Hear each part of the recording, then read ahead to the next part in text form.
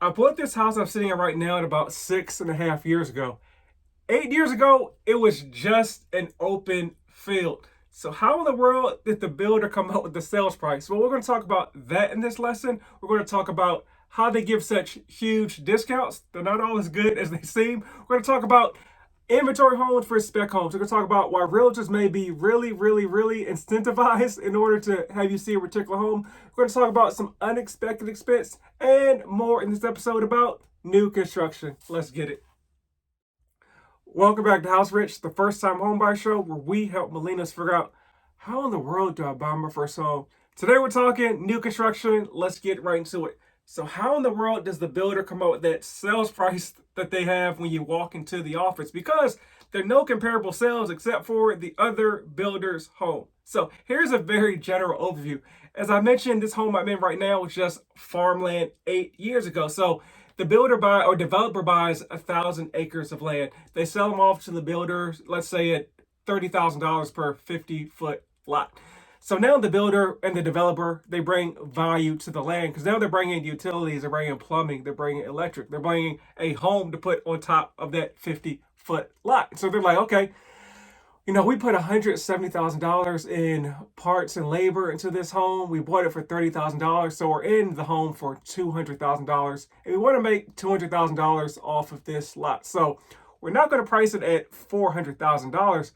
Let's price it at $420,000. Because one, it gives room for negotiation.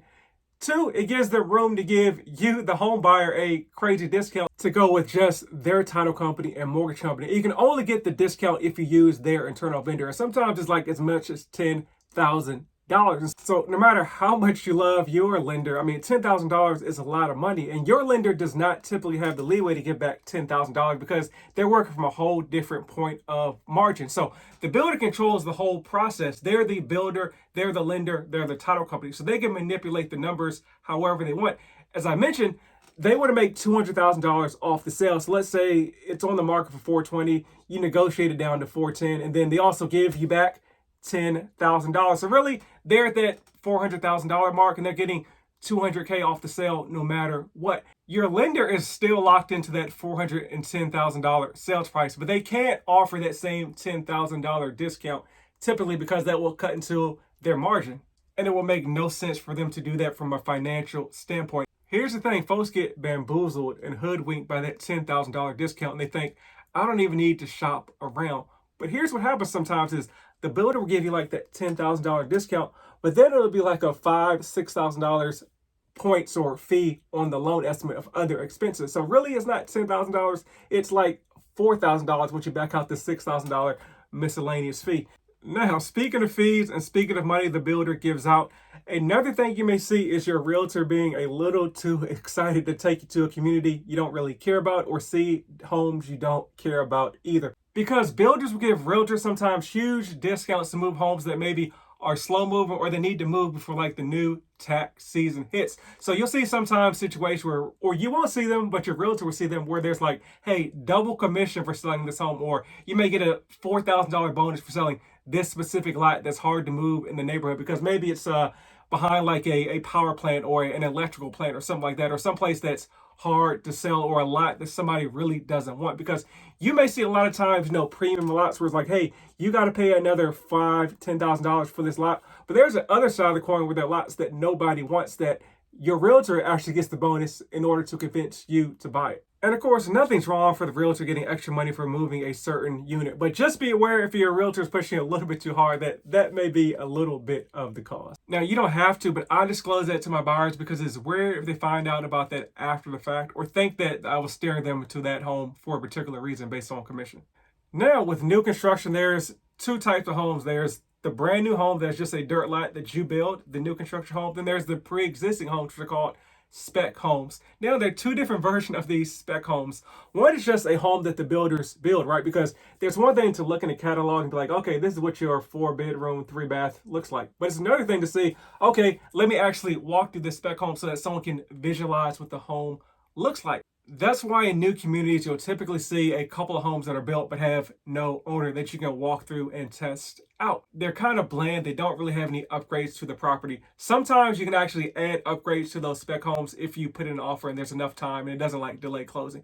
But there's also like the type of home I'm in right now, which was a home that was just built by another couple. And for whatever reason, they fill out a contract while building the home. I think a builder told us that they just couldn't agree with stuff and maybe they went their separate ways, the couple, unfortunately. So for instance, they built this home and maybe they put like $40,000, $50,000 of upgrades. But here's the thing about upgrades, just because somebody likes something doesn't mean that I or my wife will like something, right? So for instance, in this home, there's like brown and like greenish blue tile. It's not bad, but it's nothing that my wife and I would fall in love with. It's definitely nothing that we'd have paid an extra $3,000-$4,000 for them to put this tile in the bathroom or near the fireplace. It sounds weird that the tile is on the fireplace, but it kind of works out right. But we would not have paid extra money for that and maybe some of the other upgrades in this property. Therefore, what they paid $40,000 for is not $40,000 worth of upgrades to myself and my wife. So when we came through to get the property, it was advertised for $30,000 more than we paid for it. And so we looked at the property, we're like, okay, this is cool. We went home for the weekend and maybe 4 or 5 days later, the builder reached out and was like, hey, did you like property XYZ that you saw on Saturday? We were like, yeah. And like, well, okay, we have it for $30,000 off, which coincidentally was the exact dollar amount of the upgrades that the couple put into the property. So we're able to get this property for $30,000 less than the previous owners would have paid for it, which leads me to my next thing, earnest money. So earnest money typically on a home is going to be about 1%.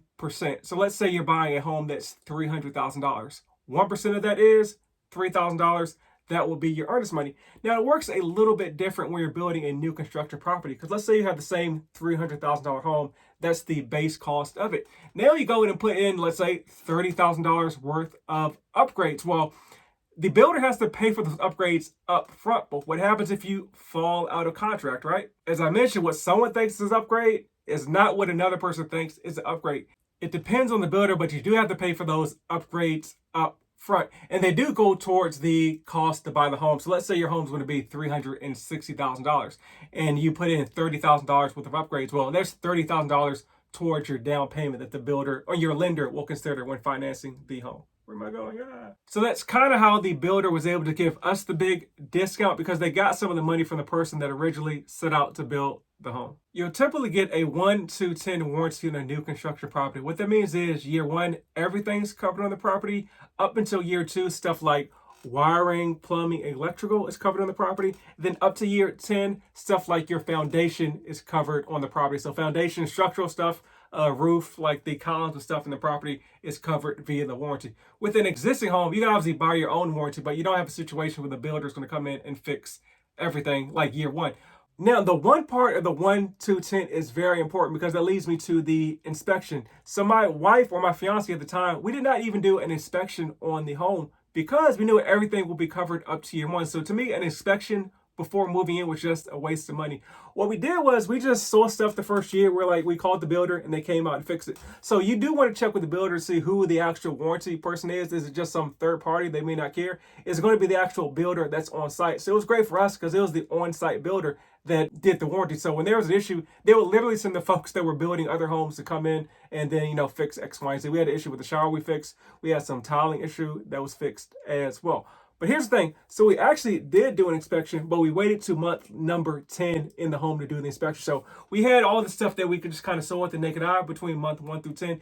Then we had an inspector come through month 10, and then we gave a list of stuff to the builder, because once again, everything was covered up to year 12, so that worked out for us. Believe it or not, believe it, one of the things that our home inspector caught was that the shingles were not completed on the top of our roof. So we had the builder go back and finish the shingles on the roof.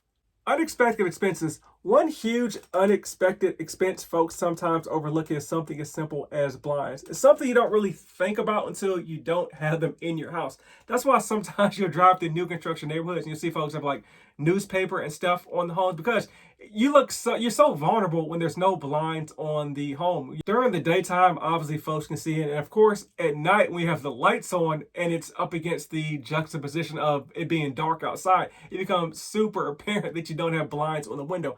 And blinds on like a 3-bedroom home can be like a couple $1,000s, like $3,000-$4,000. That's a huge expense. If you can, see if the builder can pay for those as part of the contract, or at least refer you to one of their partners that can help you get a discount on the blinds.